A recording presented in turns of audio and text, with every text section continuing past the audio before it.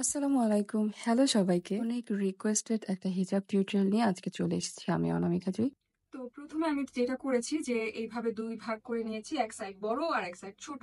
যে সাইডটা ছোট তুমি তোমাদের হাইট অনুযায়ী রাখবা, ছোট সাইডটা এই সাইডে থাকবে। এন্ড দেন এই যে হিজাবটা আমি নিয়েছি এইখান থেকে না, এটা নিচ যে পোর্শনটা, এই নিচের থেকে আবার দেখো এই যে নিচের যে পোর্শনটা এটা হচ্ছে ফ্রন্টে যাবে, আর এটা হচ্ছে এই পোর্শনটা। এইখান থেকে এইটাকে নিয়ে আমি এইভাবে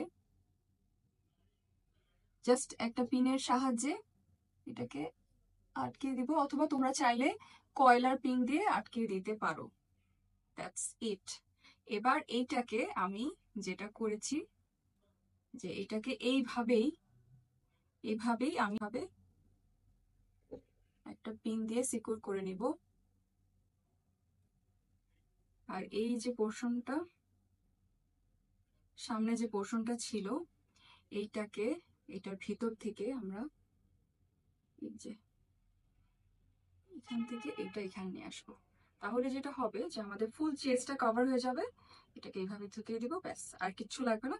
এভাবে তোমরা এখন যেহেতু অনেক গরম, সো তোমরা এভাবে বাইরে চলে যেতে পারো। একদম সবকিছু ঠিক থাকবে। এই যে কয়লার পিন এখানটাতে কয়লার পিন ইউজ করে নিলেই হয়ে যাবে। একদম সিম্পল একটা হিজাব স্টাইল।